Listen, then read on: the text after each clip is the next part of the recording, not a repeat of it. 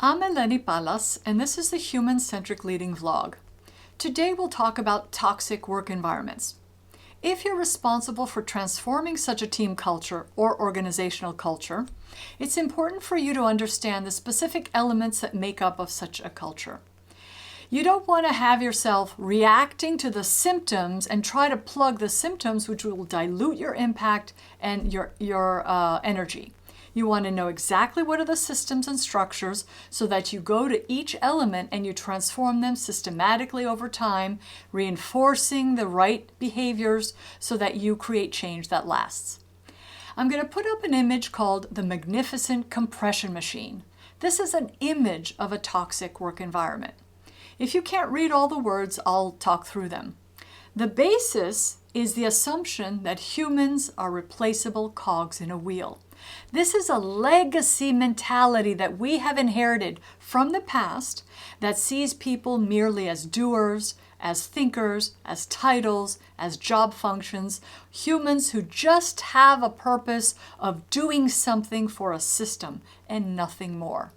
This is the first basis and the foundation of a toxic work environment. Then you have above the success metric. In this image it says money and efficiency. Whether you're a profit, nonprofit, or a governmental entity, money is always used as the metric. Either it's profits or budget or allocation of money. There's always a concern and focus on, do we have the money and what do we need to do with the money? How do we maximize the use of the money or profits? This is the upper part of this image. Then on the side we have labels.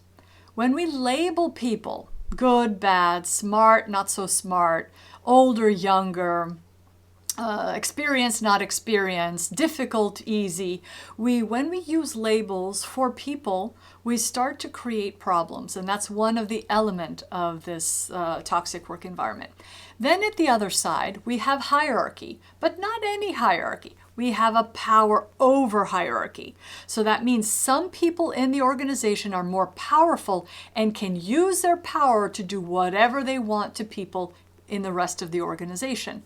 For example, if you're merging teams and the leaders decide who goes to that team, who stays, who's laid off, who's fired, who's moved to another team, and it's as if you're just moving, iPhones around the table instead of real humans.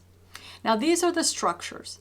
Now, if you notice in the middle, there's a little person sweating it out in defensive mode, being overwhelmed, reactive, angry, stressed out, anxious. And if you notice, this is created by the middle part.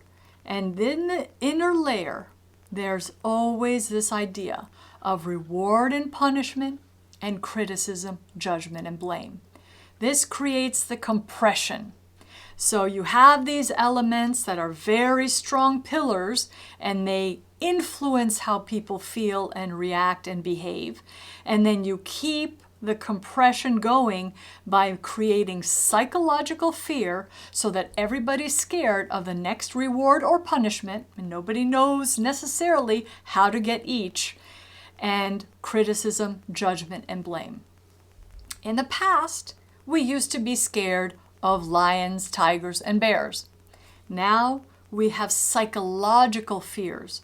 We're fearful of our livelihood. We're fearful of our image, our brand, as some people say. So that is actually a survival instinct. We humans do not like being in environments where we cannot control our own wellness.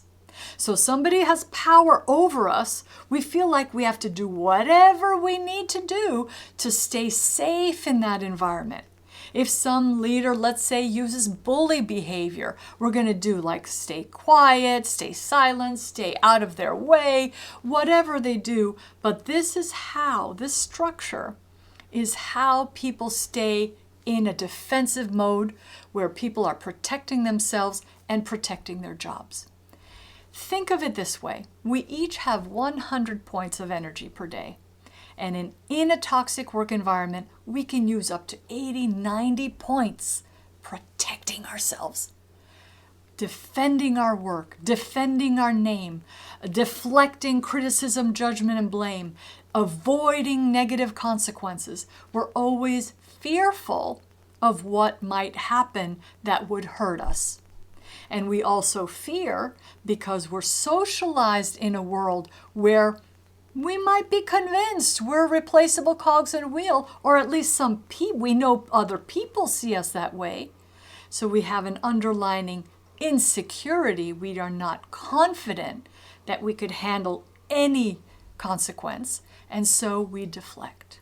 And we start with the symptoms of reacting and then regretting what we said and did, or using bully behavior, or saying I'm right and you're wrong. And we have endless meetings of people arguing. All the uncomfortable and unwanted symptoms we see in toxic work environments is from these elements. So as a leader, you now know it's not this humongous goal of transforming a toxic team and its culture. It's systematically look at all of these elements so that you can say, okay, which one do I want to start with first? If you don't have control over some of these, obviously you don't start there. But you always have control over some of them. The most basic way and the most simple way to transform this is to get out of the habit of criticizing, judging, and blaming. And that's what we teach with human-centric leading.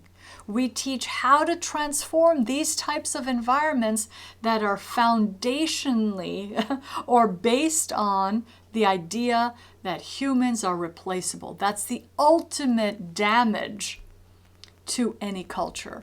And if you think about it, even ones that are rather good hold that assumption. But in toxic ones, you have all of these elements at the same time creating pressure, and people are just protecting their jobs. In another video, I'm going to talk about the Inspiration Society, the magnificent Inspiration Society, so that you know what good looks like and you start to build the structures that are essential for a more functional and open and engaging workplace.